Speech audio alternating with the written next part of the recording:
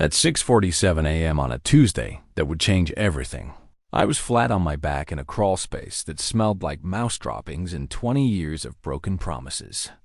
I was trying to figure out why the CEO's $15,000 climate control system was screaming, like a jet engine with a death wish. Some consultant back in 2019 had wired it into the same electrical panel as the server room, and apparently nobody thought to check the amperage load. Nobody but me, that is, because I remember everything. Every wire, every breaker, every shortcut some contractor took when we expanded the East Wing in 2014.21. Years of keeping this building alive, and in that exact moment, with a voltmeter in one hand and a mag light clenched between my teeth, I had no idea I had less than 3 hours before HR would call me into a conference room to tell me I was redundant. Funny word, redundant. Like a backup generator. You don't really notice it until the power goes out. Then you remember pretty fast why it was there. My name is Gregory Monroe.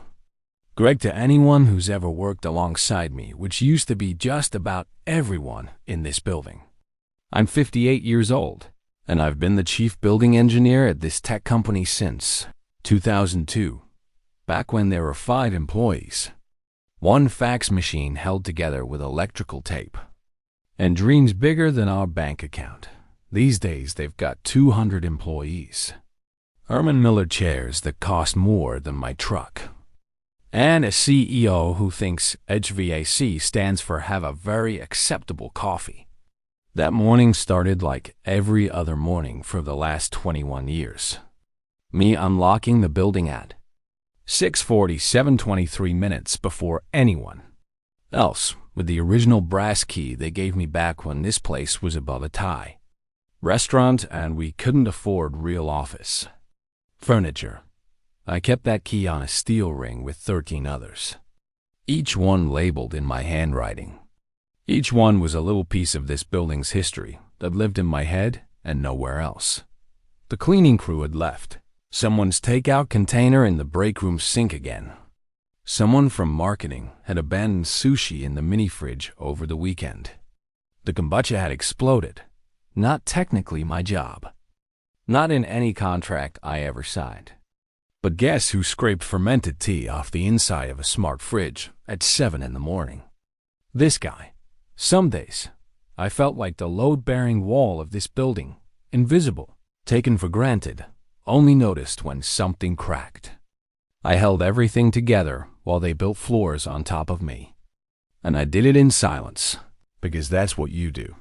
That's what my old man taught me when I was 19, and he handed me his 1952 Craftsman toolbox and said, "You do the work right, or you don't do it at all." I kept that toolbox in my truck. Still had his socket wrenches organized the same way he did. That toolbox meant more to me than any plaque they never gave me, or any bonus they never thought to offer. The CEO thought I was maintenance. My business card said Chief Building Engineer, but Phil Ashford couldn't tell a circuit breaker from a cappuccino machine. My inbox had 4,700 unread work orders from people who couldn't change a light bulb without submitting a ticket in triplicate. And I handled every single one because that's the job. That's always been the job. That got worse when they brought in Tyler Brooks as the new HR director. Fresh out of grad school, all teeth and buzzwords.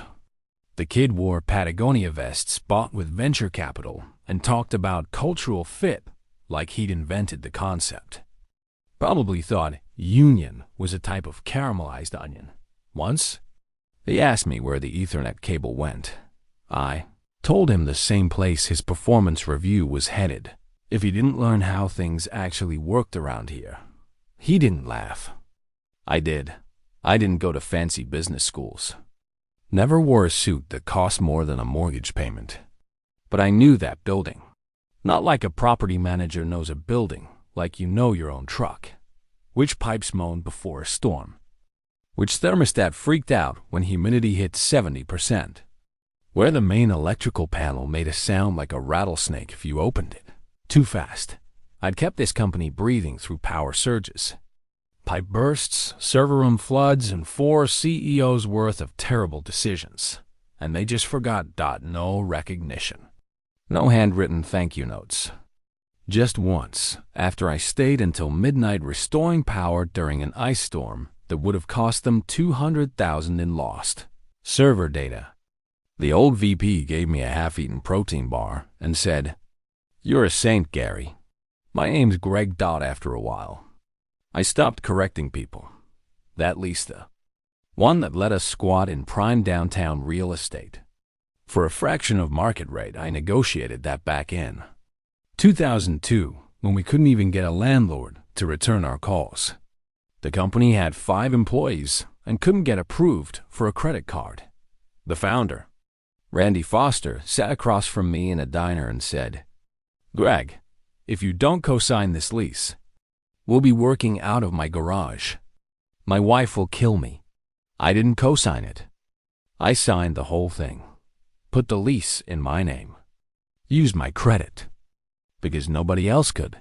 Randy promised it was temporary. Said he'd transfer it to the company once we stabilized. I trusted him.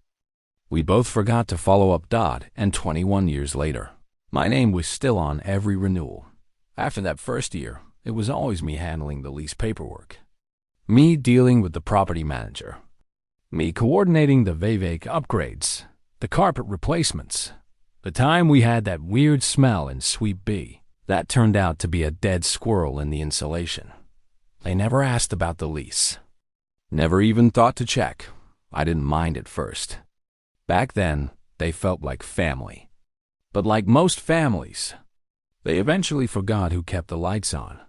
You ever walk into a room you've spent 2 decades maintaining and suddenly realize nobody sees you unless the printer jams or the power goes out? That was me. Invisible until things broke. Then suddenly, I was everyone's. Dad and janitor rolled into one expected to fix everything with a smile and a can-do attitude. So I kept showing up. Quiet, competent, reliable. As sunrise. That's what you do when you believe in something. When you think loyalty means something. When you still believe that doing good work will be enough. Then came that. Monday. HR sent an all-staff email about strategic realignment opportunities, which, in corporate speak, is like the mob saying, "Let's go for a ride." My gut went cold. I'd seen enough executives cry into their laptops during layoff meetings to know what was coming. I was next. And I wasn't going to cry. The meeting invite came at 4:58 p.m., just as I was replacing a burned-out ballast in the conference room. Subject line: quick sync with HR. No context. No warning. Just a calendar event dropped onto my day like a turd in a punch bowl. I showed up the next morning at 9 sharp, wearing my denim work shirt with the company logo I'd worn since 2004 and my polished work boots. Those boots had seen 4 CEOs, 1 office fire, and a baby shower that ended in a very messy divorce. They were my armor. Tyler from HR was already seated in conference room B, smiling like a guidance counselor about to expel a student. Next to him sat some guy from legal I'd never met before. Slicked hair, expensive shoes, and a folder he kept stroking like it contained nuclear launch codes. "Greg, thanks for coming in," Tyler chirped. "We wanted to have a restructuring conversation." That word, restructuring. I'd heard it before. Held people's hands through it. Covered their shifts afterward. I knew the playbook. First, the smile.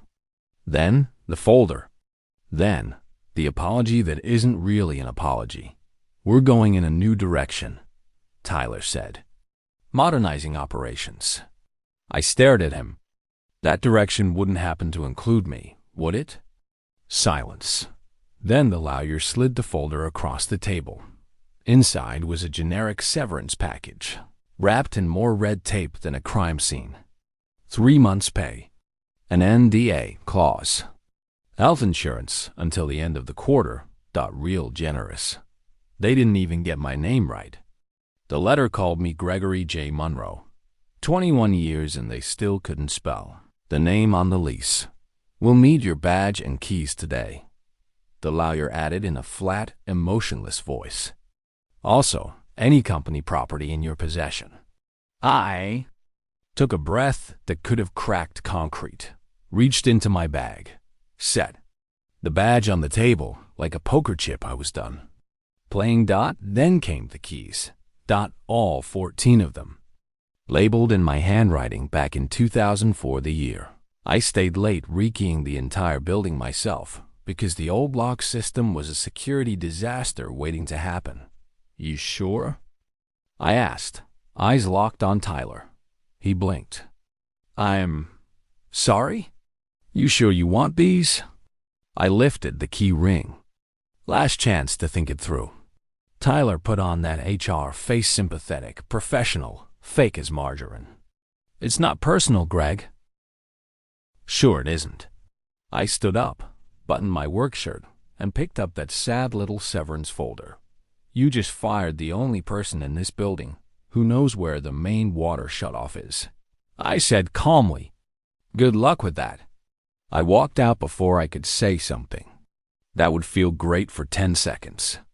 And cost me the next 10 years. The sun hit my face like a slap. The sidewalk buzzed with people who had no idea. They just watched a building sign its own death warrant. I didn't cry. Not after 21 years of fixing their mistakes, calming their panicked interns, keeping their precious servers cool. They wanted to forget me? Fine. But they'd forgotten too much.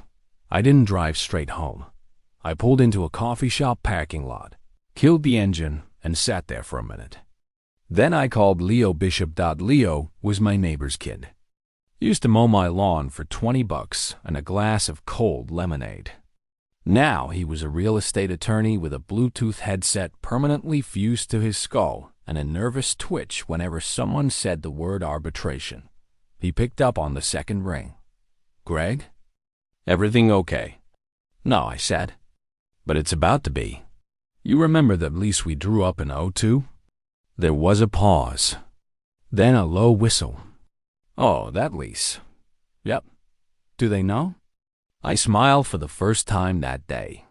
Not a warm smile. A dangerous one. They just asked for the keys, I said. So I think it's time I gave them everything they asked for. My house smelled like WD-40 and old Clint Eastwood movies, my version of peace. I dropped my bag by the door, kicked off my boots, and walked straight to the garage where I kept the important things. Not in a filing cabinet. In my father's Craftsman toolbox. Red metal. Dented to hell. 1952. Top drawer. Under the socket wrenches. The lease. I spread it across my workbench like a blueprint.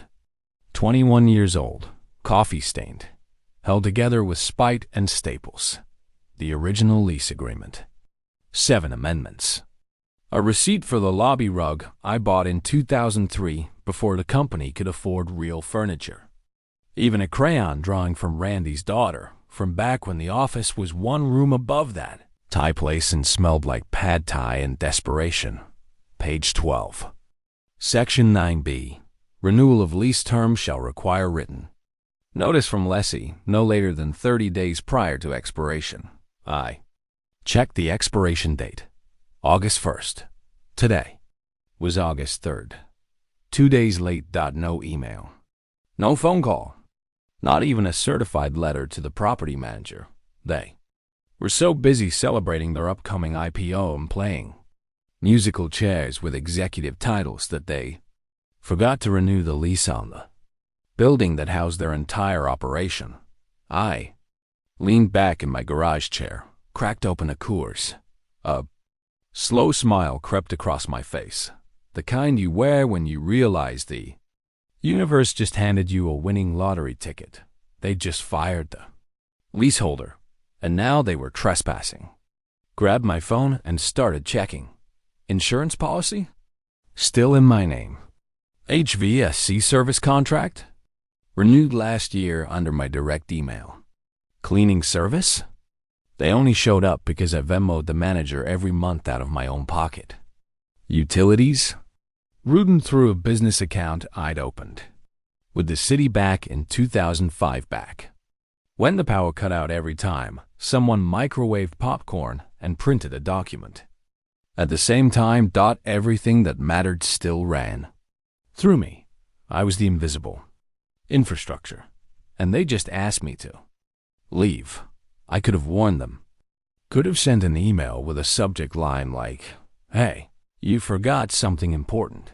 That's what the old Greg would have done. The Greg who believed loyalty was a two-way street.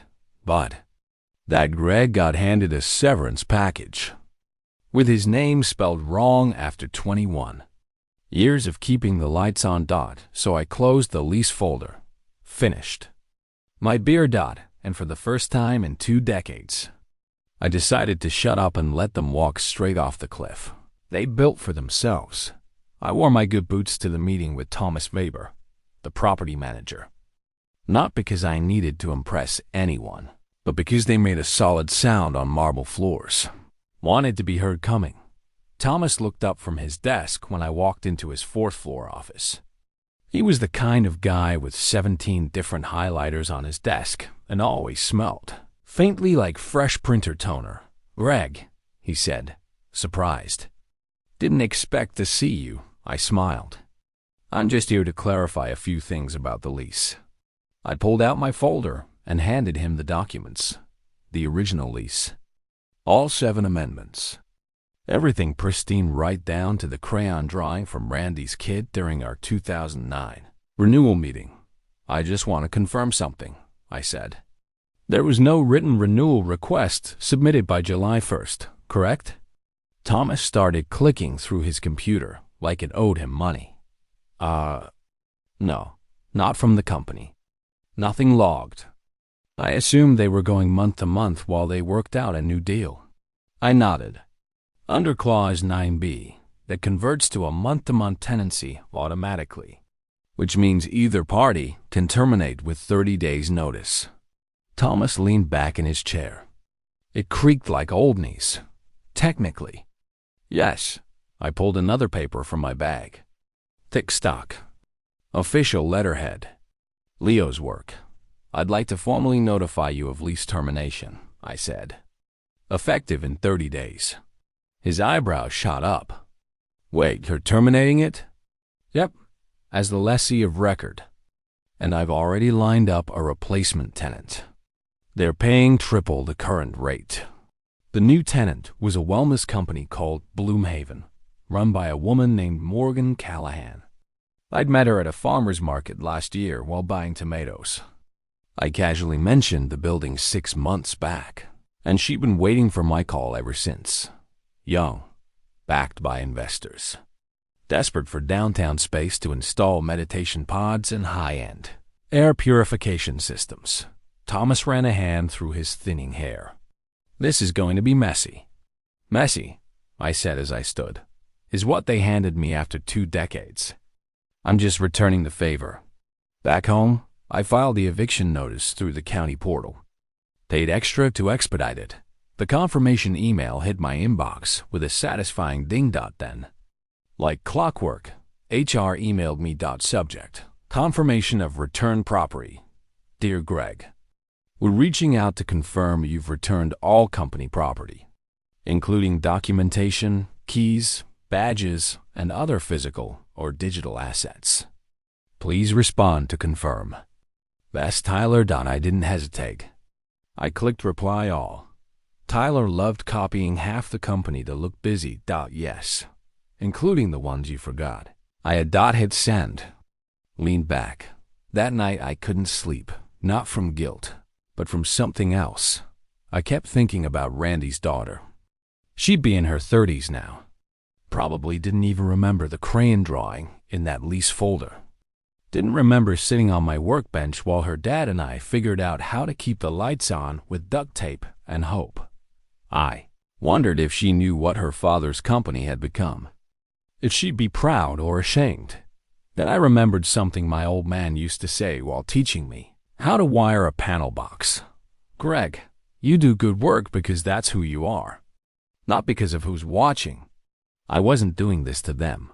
I was doing it for the guy I used to be, the one who believed showing up and doing it right would be enough.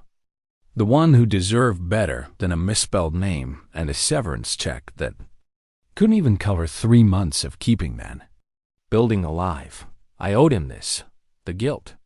Disappeared. Sleep came easy after that. 2 mornings later, I stood in my garage with a cup of black coffee in one hand and a certified letter in the other. Heavy envelope. Real ink. County court stamp. Plaintiff, Gregory Monroe. Defendant, company occupant. Suite 201 to 221. Subject, notice of termination and demand to vacate premises. My name sat at the top in bold, spelled correctly, across town. That same envelope landed at reception around 9:15 a.m. The property manager sent it priority mail and emailed the PDF for good measure. Standard procedure. 30-day notice. Failure to renew. New occupancy scheduled. Vacate or respond through legal channels. Problem was, the receptionist that day was a temp. Her name tag said Amber in glitter pen. She probably thought it was junk mail and tossed it into recycling between expired protein bars and a broken laminator. Meanwhile, upstairs in the executive suite, leadership was too busy admiring their reflections. IPO chatter.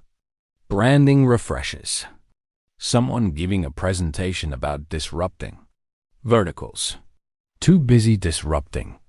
Industries they didn't understand to notice they'd failed to renew the lease on the building that housed their entire operation. At exactly 8:03 a.m. the following Monday, Tyler strutted into the building with an oat milk latte in one hand and his Patagonia vest zipped up like armor against accountability. By 8:08, he was frozen in front of Phil's office. Fluorescent orange eviction notice. Laminated. Zip tied to the door. Handle. Notice to vacate property. Breach of lease. Tom 72 H.O. Yours. Tyler's hand shook like he'd overdosed on cold brew. He tried to rip it down. It didn't budge. By 8:30, Phil arrived unshaven. Bluetooth in one ear, probably thinking he was walking into another crushing it Monday. Instead, he found Tyler pacing, the marketing team rubbernecking, and a court order zip-tied to his door like a game over screen. He yanked it off. Read it. Blinked. Read it again. By 9:02, his phone rang. Thomas Weber, the property manager. Mr. Ashford, this is to confirm enforcement of lease termination. We notified you 2 weeks ago via certified mail and email. We received no response. What? We never got. It was sent to your registered business address. Delivered and signed for. We assumed your silence was intentional. By 10:20, someone finally connected the dots. Tyler pulled up the scanned court document. Plaintiff, Gregory Monroe. Wait. Greg? He whispered. Walt Kruger from Facilities 1. Of the good ones nodded from the break room door. Told you something was weird. The call came at 7:42 p.m. I was organizing socket wrenches in my dad's toolbox. A man needs orders somewhere. The screen lit up. Ashford. Philip. CEO. I let it ring. Once. Twice. 3 times. Picked up on the 4th. Monroe speaking. He didn't waste time. What the hell is going on? You can't do this.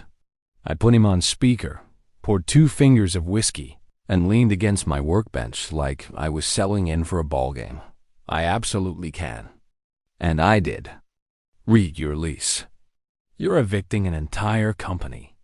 Do you have any idea what this looks like? The board is losing it. We've got press, investors. I cut him off. Phil, let me stop you right there.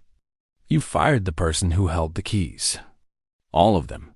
Building, legal, operational. You didn't even ask who signed the lease. We assumed that's the problem. You assumed about everything. About me.